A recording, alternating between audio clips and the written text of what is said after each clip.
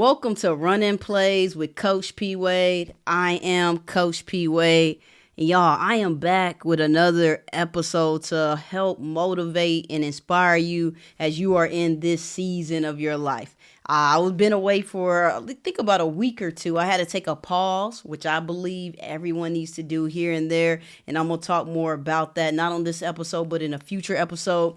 I had to take a pause to reassess and just realign and really make adjustments to my vision, because I came into this game about a year ago. I'm doing content, doing videos, becoming a motivational speaker, life coach. And sometimes you have to take a break so you can see what you built and to see how you want to move forward. So I was able to do that. I had a lot of great moments of reflection, a lot of great moments of just figuring out how I want to move moving forward, and just some different things I want to bring you all. Not just sticking to just motivational videos all the time. I know people want to hear about current events. People want me to talk about a lot of different things, and I want to give everybody, what they want, but also sticking to my brand and who I am. And giving y'all my, a little bit more of my personality. So y'all, anyways, enough about me.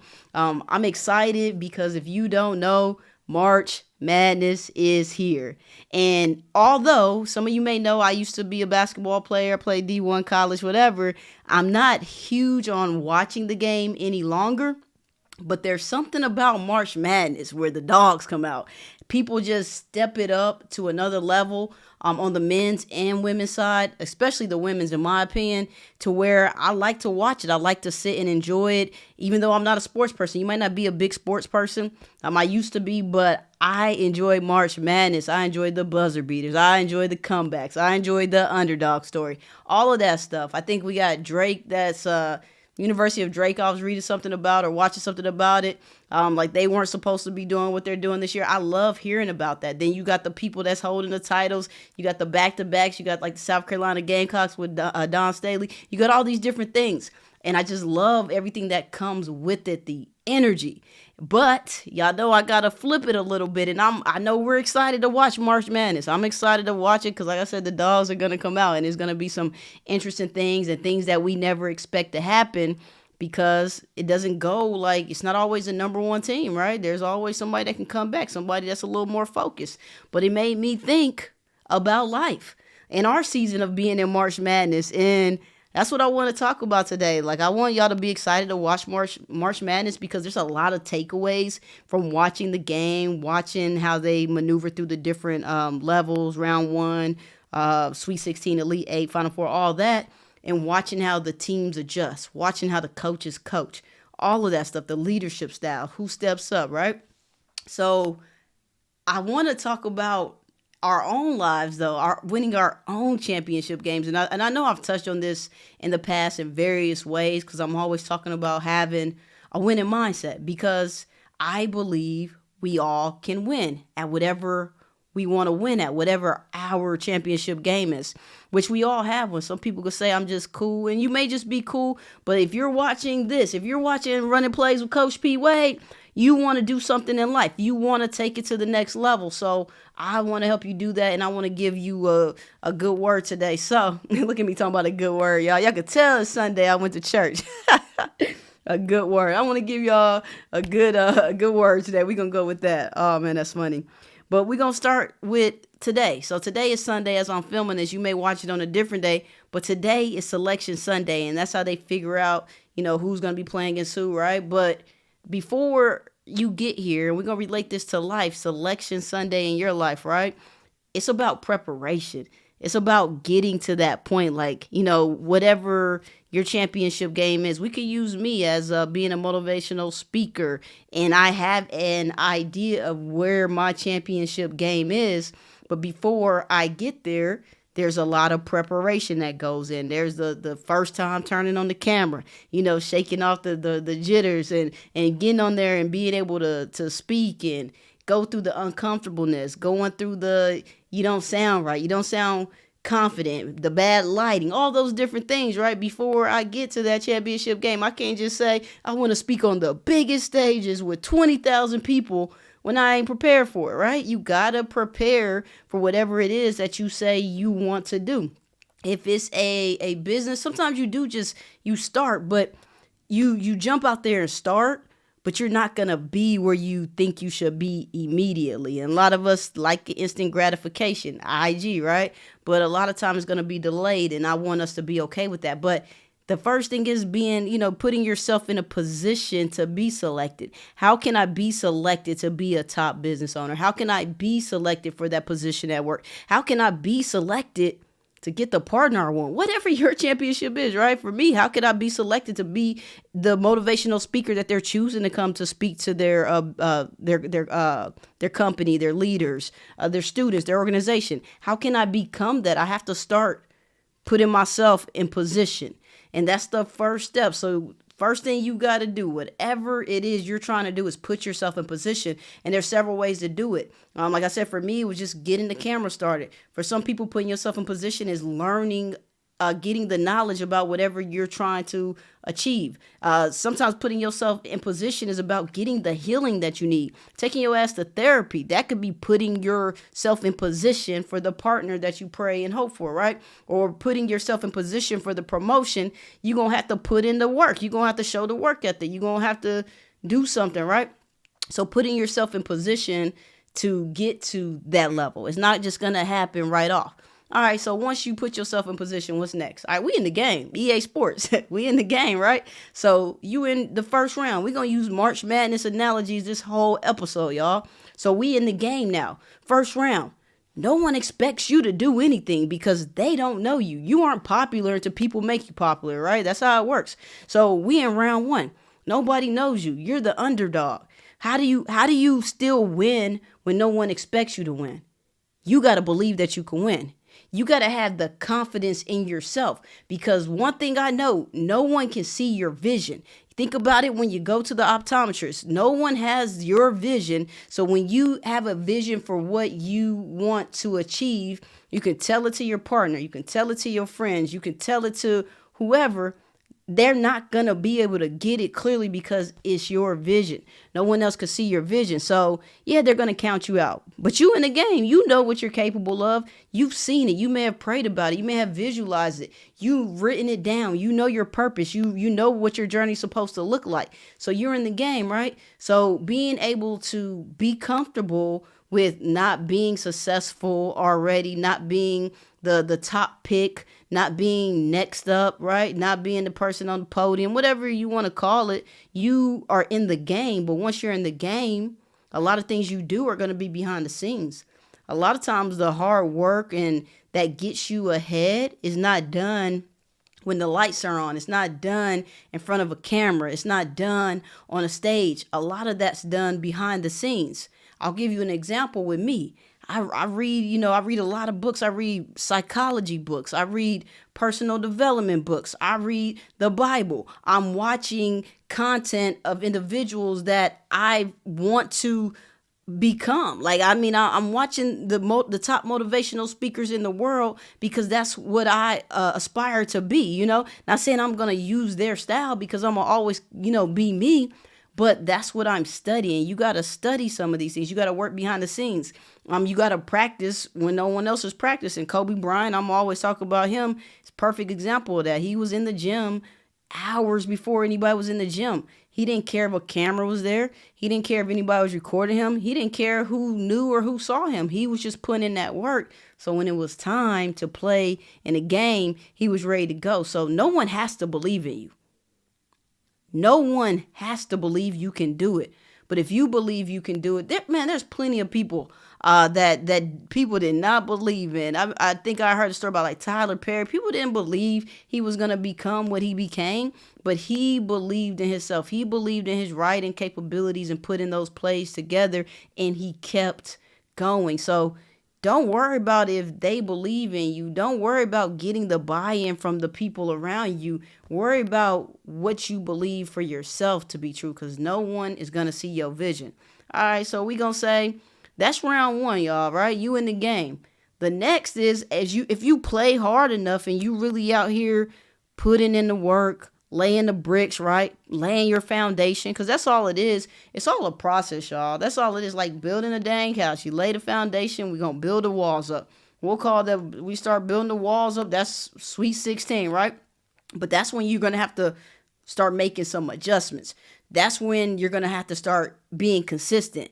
That's where the commitment comes in. And commitment is doing the things that you said you were going to do long after the mood or feeling that you said it in is gone. And that's where a lot of people, that's where they gone. They out of the tournament. They out of the game because they can't stay committed to what they said they were going to do because it's going to get hard. You're going to make some errors. You're going to strike. You're going to miss a shot. You're going to fail, right? But you got to be able to make the adjustments. You got to be able to, okay, all right, so this happened.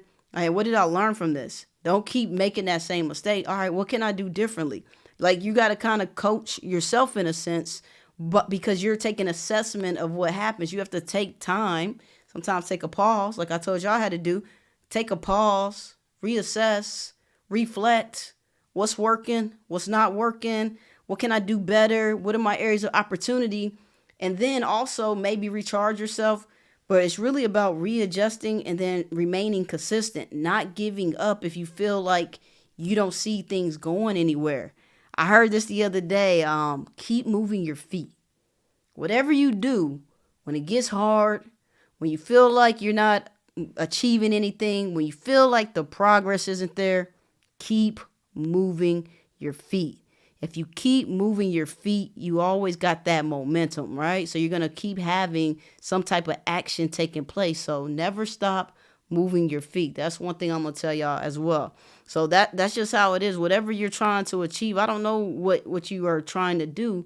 Maybe you want to be a content creator. Maybe you want to be a business owner. Maybe you want to, get promoted. Maybe you want to, I don't know. There's plenty of things. Write a book. There's so many different things that you all can achieve. Maybe you want to graduate, go to school, go back to school, or start school, whatever the case may be.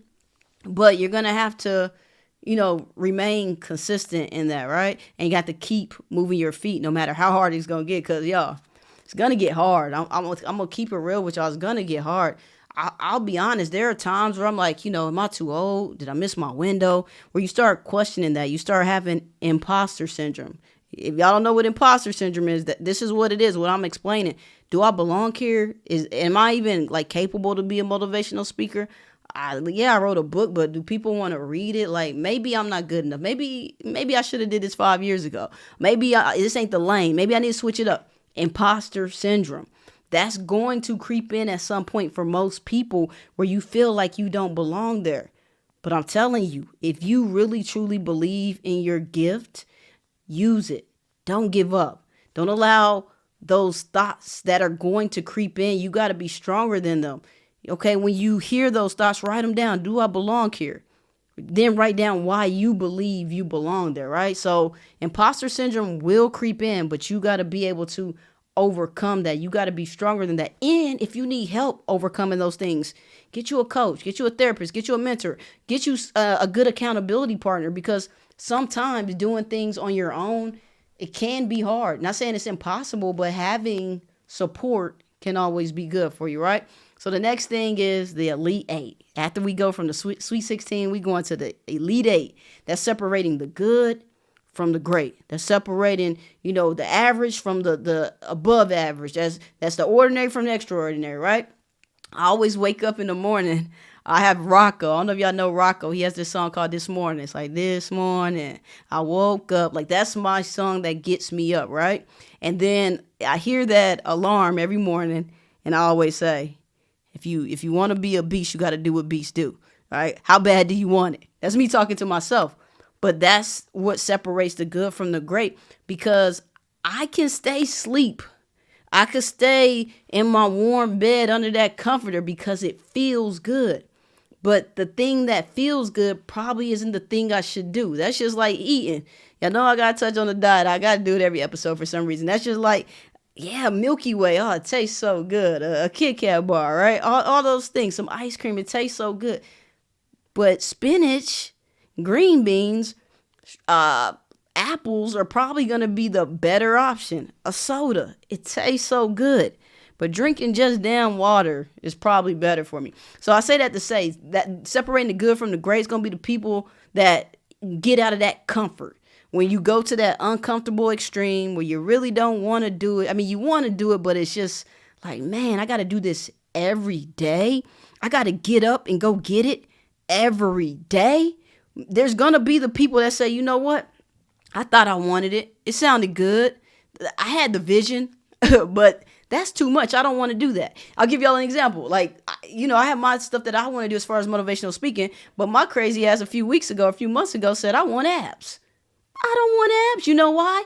Because separate the good from the great. The people that have abs, they're disciplined in the kitchen. They got the right nutrition plan. They're not eating sugar. They're staying below 25 grams of added sugar a day. Me, I was doing it for a little bit, but then I had to ask myself, how bad do you want it? And my answer was, I'm 37. Do I really need abs or do I want a flat stomach? And I decided I want a flat stomach. You may come to that point on whatever journey you're on to achieving whatever you're achieving. You might say, you know what, I don't want to become an entrepreneur and run my own business, but I do want to help somebody that's running their own business. And that's okay, right?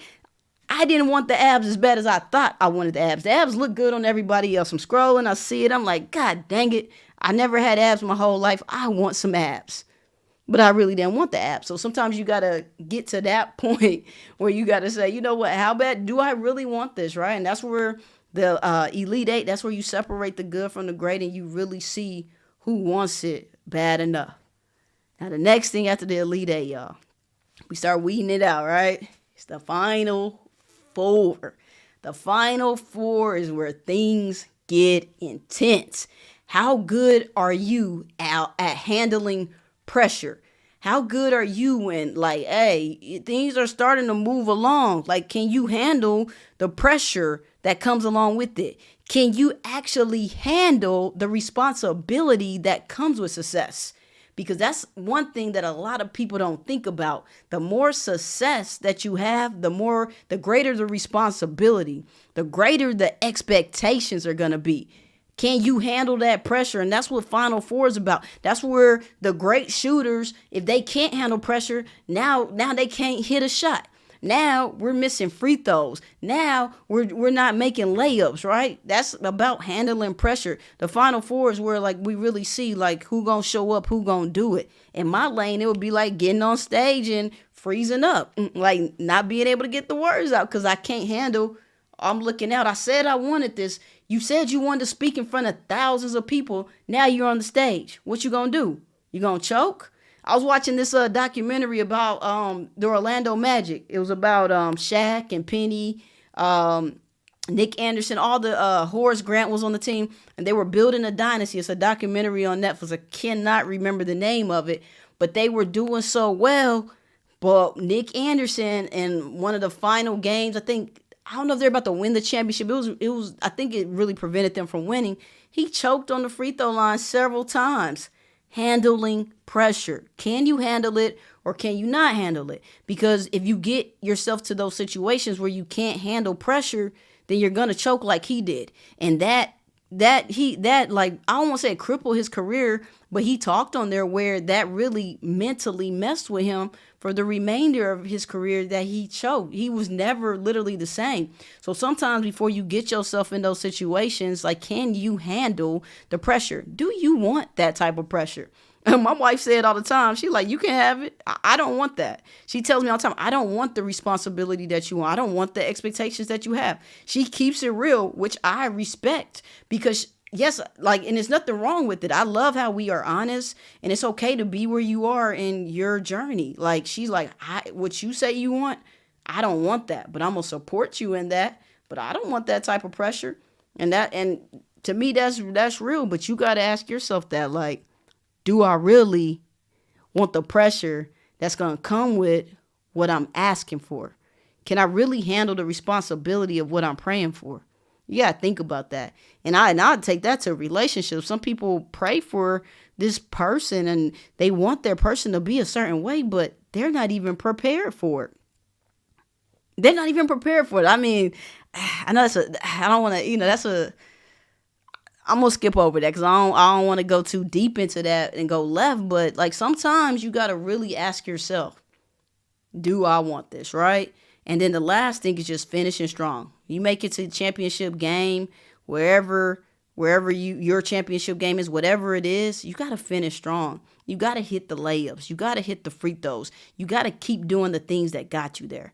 And that's one thing I think a lot of people sometimes stop doing. They don't do the things that they were doing before that got them to where they are. So a lot of times you can lose it. Just because you get to a certain point doesn't mean you can sustain it. A lot of people's issues are sustainability. Like, you can obtain it. A lot of people can obtain so many things, but can you sustain it? Can you keep it going? How do you keep it going? You got to, finish strong and then get prepped for the next thing, because honestly, when you trying to be successful, when you want to win a championship game in life, it's gonna keep going, right? It's always gonna be something else. Like, you're gonna accomplish this. All right, we got to go back to the beginning. Now we got to accomplish that, and that's just what it is. For some people, that's draining. For some people, that's too much, and that's okay. It's probably just not gonna be for you.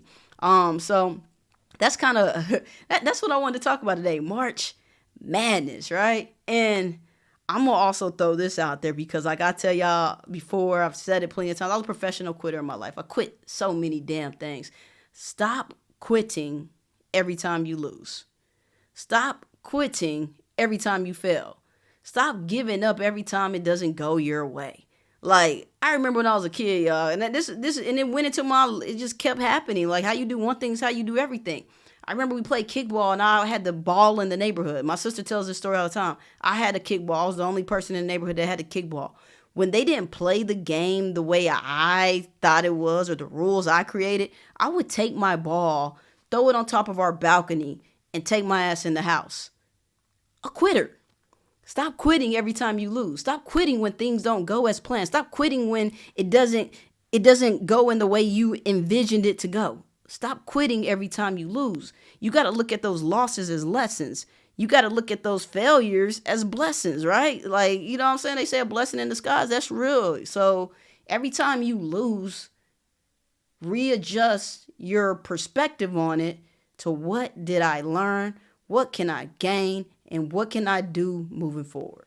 And I'm just going to leave it with that, y'all. So I hope everyone gets to enjoy March Madness this year. I actually don't know all the teams that's playing. I do know for the women's, because the women's bracket, I like South Carolina. I like what Dawn Staley has built there. I think it's amazing. I think it's awesome. I love her mindset. I love how she coaches those young ladies. So I'm a fan of that. So since I'm a fan of her leadership and her coaching, that's who I'm going for. On the men's side, I don't know who's in there, but since I'm from Tennessee, I'm going to go for Tennessee. Y'all don't kill me if Tennessee ain't in there. I don't know, okay? I told y'all I don't keep up with it like that. I'm going to watch it. I'm going to look at the brackets after I finish making this episode, but I'm going to go for Tennessee. And if UT ain't in there, then we're going to go for Memphis. I'm going to go from whatever teams are from Tennessee. How about that? It got to be somebody in there. Got to be somebody from Tennessee. I don't know who it is, but y'all, I hope you go out there and start working towards your championship, whatever that is for you. Believe in yourself. Remember, it's your vision. And don't let anybody tell you can't do it. Y'all, no games, no excuses. Playtime is over. Go win your March Madness of life. Y'all, that's all I got. And I forgot it again.